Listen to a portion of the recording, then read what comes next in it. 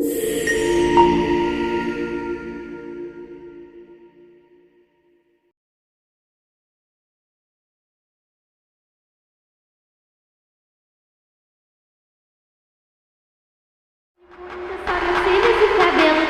com pouca make eu já pego o baile inteiro. Tem muita amiga gata que me apoia e me acompanha, e muita recalcada que me chama de piranha. Selamat siang semuanya, kehadiran kami di sini ingin mensosialisasikan tentang pencegahan DBD sebagai rasa cinta terhadap tanah air. Sebelumnya kami ingin perkenalkan diri terlebih dahulu. Kami dari Universitas Bina Sarana Informatika dari Prodi Akuntansi. Perkenalkan, nama saya Alif Krisul Febrian. Perkenalkan, nama saya Fani Fadila. Perkenalkan, nama saya Hafiz Yudaryanto. Nama saya Bilal Fahri. Baik, ini adalah sosialisasi pencegahan DBD sebagai rasa cinta terhadap tanah air. Apa sih DBD itu? Demam berdarah dengue. DBD atau demam berdarah adalah penyakit yang dapat menyerang anak-anak dan orang dewasa. Penyakit ini menular ketika nyamuk pembawa virus dengue menggigit penderita demam berdarah, kemudian menggigit orang yang sehat. Virus dengue biasanya menyebar di Indonesia, termasuk di beberapa bagian Asia, Amerika Selatan, dan Afrika. Penyakit ini biasanya meningkat ketika musim hujan. Di sini ada penyebab demam berdarah. DBD atau demam berdarah disebabkan oleh virus dengue yang ditularkan oleh nyamuk Aedes aegypti atau Aedes albopictus. Nyamuk ini aktif pada pagi dan sore hari. Hidup di genangan air tenang seperti di ban mobil atau sampah plastik. DBD tidak menular antar manusia, namun ibu hamil dapat menularkan kepada janin selama kehamilan atau persalinan. Kemudian ada faktor risiko demam berdarah. Yang pertama biasanya menyerang pada anak-anak atau lansia, kemudian ibu hamil, ketiga pernah menderita demam berdarah sebelumnya, dan keempat memiliki daya tahan tubuh yang lemah.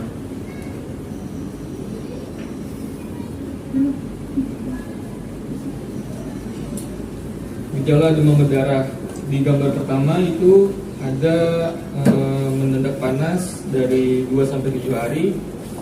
Di gambar kedua ada sering terasa nyeri pada ulu hati. Di gambar ketiga diikuti timbulnya bintik merah pada kulit. Di gambar keempat kadang sertai pendarahan pada hidung. Di gambar kelima mungkin terjadi muntah darah. Dan gambar terakhir bila pernah menderita gelisah, tangan dan kaki dingin dan keringetan.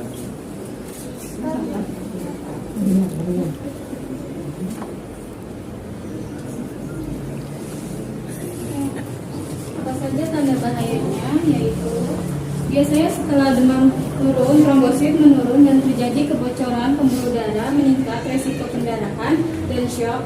Fase ini kritis, memerlukan pengawasan ketat.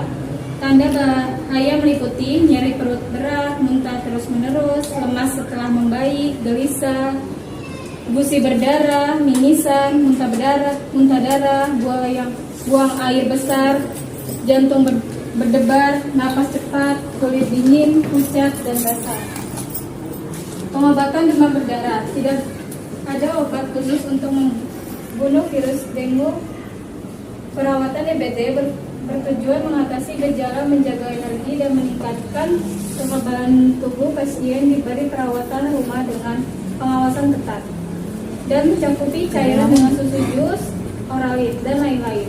Yang kedua, konsumsi makanan gizi seimbang. Yang ketiga, istirahat cukup. Yang keempat, menjaga suhu tubuh di bawah 39 Celcius dengan kompres hangat atau mandi air hangat.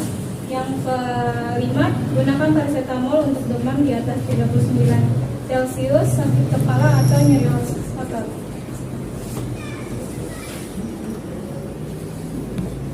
Pencegahan demam berdarah biasanya dengan 3M+. Di sini yang pertama itu menguras atau membersihkan penampungan air, kemudian menutup rapat penampungan air, terus mengubur barang bekas. Terus plusnya itu pencegahan tambahan seperti fogging atau memperbaiki parit yang tidak lancar.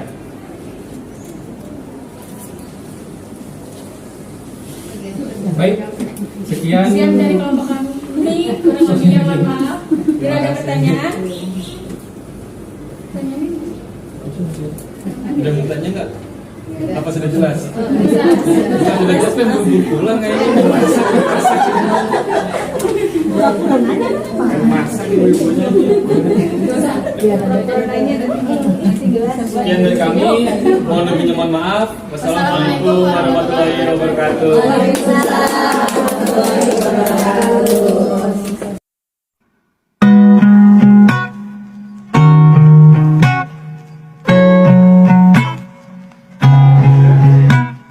One more shot, 'cause I feel like you're up to something. That you're up to something scandalous.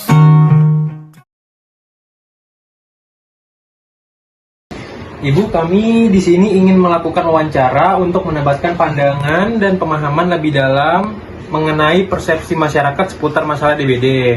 Apakah Ibu bersedia berbagi pandangan Ibu tentang faktor-faktor penyebab kesadaran masyarakat serta langkah-langkah yang diambil dalam mengatasi DBD di lingkungan ini? Yang pertama saya ingin tanya itu bagaimana tingkat kesadaran masyarakat terhadap masalah DBD di lingkungan ini, Bu? Oh gini, kalau di lingkungan di sini ya, Iya. di ibu di sini, kebetulan di lingkungan sekitar sini itu pemahaman untuk DBD itu bahayanya DBD itu ibu-ibu di sini cukup baik ya. Soalnya kan karena di sini dibentuk ada kader-kader, kita disebut namanya kader Jumantik. Nah, kader-kader Jumantik ini setiap 3 bulan sekali kita mengadakan keliling dengan bagi tugas masing-masing ya, tentunya di wilayah biasa lingkup RT masing-masing. Itu kita mengadakan pengecekan yang juga nggak lupa mengulang memberikan informasi bahaya DBD. Terus kemudian salah satunya kan untuk mencegah, yaitu kebersihan. Pertama adalah kebersihan kamar mandi, terutama bak-bak mandi. Kemudian di sekitar rumah itu kalau ada sampah-sampah botol atau ember-ember bekas yang dibuang itu jangan dibuang sembarangan supaya dia nggak menampung menjadi tempat tumbuhnya jentik nyamuk itu. Jadi lumayan baik ya pemahaman. Baik Bu, yang kedua saya ingin bertanya lagi, apa yang menjadi faktor utama penyebab dari DBD menurut masyarakat di sini, Bu?